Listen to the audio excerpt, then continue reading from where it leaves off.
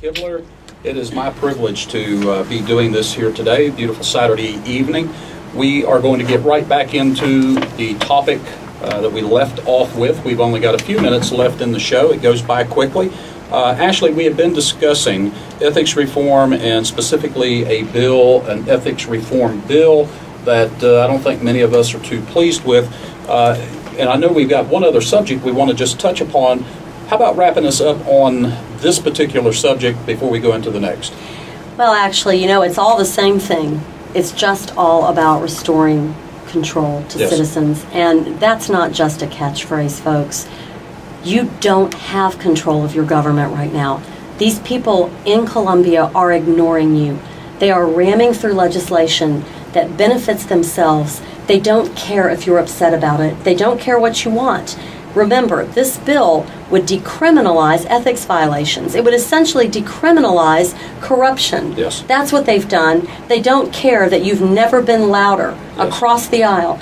And furthermore, and here's what I think some of this is about, and I'm just going to say it. This decriminalizing of ethics violations means that if some of the leadership, like the Speaker of the House, were to have charges as a result of a complaint, if this bill is law, from what we read here, he would not be subject to those charges. Unbelievable. Now, that's what it looks like to me. I've confirmed that with other people. Of course they deny that's true, but you know what? The language says that the old law would apply to a pending action. We don't have a pending action right now. It's an investigation, and it's no coincidence. Absolutely. I don't think it's a coincidence. So, folks, what can you do about it? I know you're tired. I know you feel like you fight and fight and fight, and Steve's reading bills. Here's something I'm going to ask you to step up and do. Go to our website, scpolicycouncil.org, scpolicycouncil.org.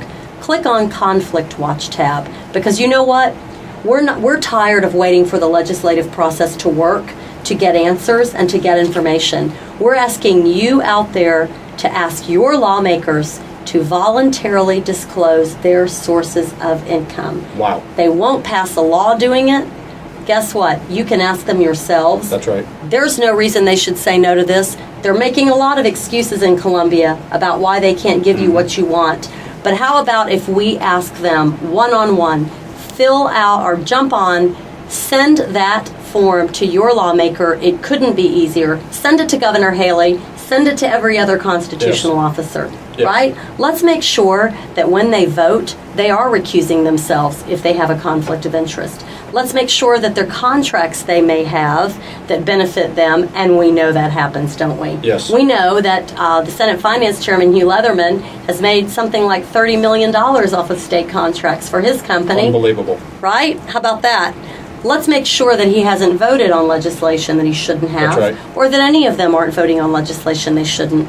scpolicycouncil.org. There's something you can do. We've got a caller on line one. We're running out of time, but I want to be fair to this caller. We got Chris from Lawrence. Chris, if you could make it as quick as possible, but go ahead and make your point. Welcome to Conservative Voice. All I wanted to say is not Bobby Earl under investigation for ethics right now. Yes, he is. But the public's trying to go back after we commit a crime and make legislation after we've done it and try to get out of it. Well, there you go. That's said. what it looks like. You're right. He's under investigation, but I don't know how formal an investigation it is, and I don't think it qualifies as a pending action. Yes. Right? That's correct. Chris, we're going to stay on top of this. We've probably got just a few seconds left, but Chris, please continue to call in. We will promise to keep you updated. And on Conservative Voice, we don't hold back. We're going to tell you the facts that other media outlets refuse to tell you about. Ashley, we got 30 seconds before I'm going to have to start wrapping things up. What else we got?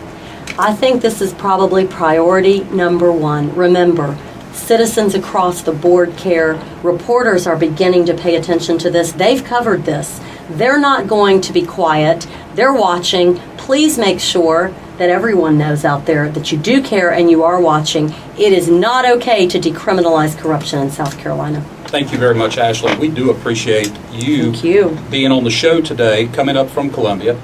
We appreciate what the Policy Council does for the conservative movement in South Carolina. I jokingly tell people all the time that you guys are the ones you're the ammunition factory.